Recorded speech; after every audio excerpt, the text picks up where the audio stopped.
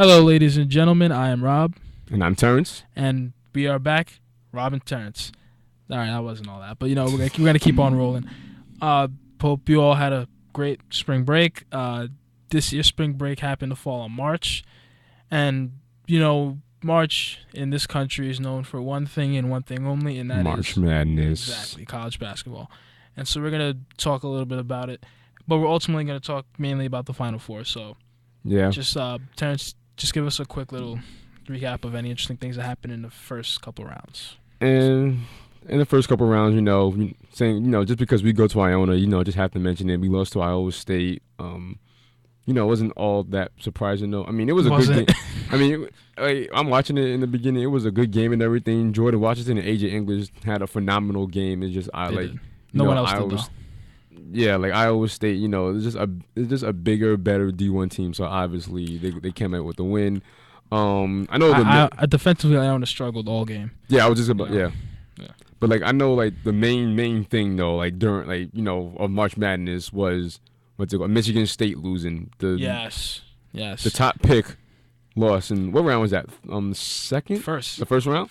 Really? Yeah. Oh wow. Yeah. Okay. Yeah. So Michigan State they lost in the favor just lost in the first round. So and it wasn't just Eddie a 10 beating a 7. No, this was number 2 seed in Michigan State, who was many people, including my pick, to win the whole thing, losing to 15 seed in Middle Tennessee. Yeah, I never heard of Middle Tennessee. Exactly. Actually, I think it's Middle Tennessee State. I don't know. It's one of those. I never heard. It's one of those. It's one of those smaller D1 teams, isn't it? Yeah. Well, Iona's a D1 team too. Yeah, it's one of those mid-major teams. That's usually the word that describes the smaller college basketball teams or college teams generally.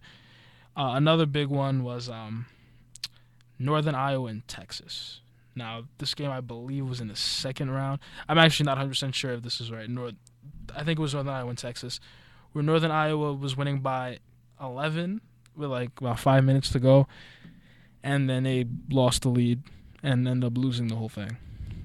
That's March Madness for you. You'll never know what happens. Well, I'm just upset. One, because Kentucky lost regardless, though. So yeah, they were 4 seed. It was gonna happen. I was upset Kentucky lost, and then on top of that, I'm upset Duke lost. But I'm mostly pissed off that Kentucky lost. I really actually like the Kentucky team. Tyler Ulis, 5'9" point guard. He was they named him as a top prospect in college basketball. He's really good. The thing is though, I think I think he's underlooked just because of his height. Obviously, he's 5'9", but he's a great point guard and to prove that he can stand up to other teams as it is at his height, being starting point guard is great. And Kentucky, they had some great players. They had Jamal Murray and everything too. So I'm upset Kentucky lost. And then my second pick, Duke, they had lost. I really like Brandon Ingram and Grayson Allen too, but So now we're only down. Wait, what? Sorry, no, it's okay. The only one I was upset about was Michigan State losing because that was my pick, and Denzel Valentine is a great player. Yeah, I'm pretty sure that was most. Yeah, I'm pretty sure that was most people's pick to win. Actually, that just completely just I'm surprised that Oregon was the number 1 instead of Michigan State, but I guess now I see why. Nah, not really, but But now we're down to Kansas lost with Perry Ellis, who looks like he's about 35 years old. This is so true. Yeah, I just wanted to point that out because it's just look him up. Perry Ellis, college basketball player. He looks like he has 3 kids and a mortgage. So, but now we're down to 4 teams now in the Final Four. So on April 2nd, though, my birthday, by the way, April 2nd. Number 1 seed North Carolina will take on number 10 seed Syracuse. So, no, okay. I was just gonna say, I was gonna take my pick. I was gonna say, I personally think that UNC is gonna win. Yeah, that's just my personal pick. But then again, anything can happen though. But I'm definitely going with UNC. Yeah, I'm also going with UNC. People that didn't pick Michigan State or Kansas, most of them picked UNC. In fact, I think most people picked UNC actually to take the whole thing. So yeah, the main player though for UNC that people need to look out for is North Carolina's player Bryce Johnson. He's the senior for UNC. He leads with 16.8 points per game, 11.5 rebounds per game, and he scored 25 in the Tar Heels win over Notre Dame. He might be the reason why they might win the whole thing. And that would be a good way to cap off Roy Williams' coaching. Although he's probably not going to retire yet, But the thing is, though, there's another, what's it called? The other player for Syracuse, Michael, I can't pronounce his last name, Gabinji, Benji. I really can't pronounce his last name Close though. enough. But yeah, he leads Syracuse Orange with 17.8 points per game. The senior had 11 points and 6 assists in the win over the Cavaliers. Yep. So these are just like just some notable players that that like you like really need to like look out for and everything too. Like that's why like personally like I like Bryce Johnson too personally.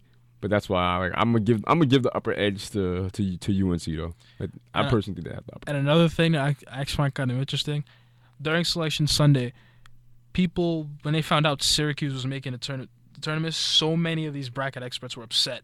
Oh, Syracuse RPI is too low. Oh, they have too many losses. Monmouth should have been there. San Diego State should have been there. St. Mary's. Wait, no, did St. Mary's make it? I know they didn't. I don't think St. Mary's made it. But yeah, so many people were upset that Syracuse made the tournament because they had too many losses. I think they had one of like the lowest or worst RP. Wait, how does it go? High or low RP? I don't know.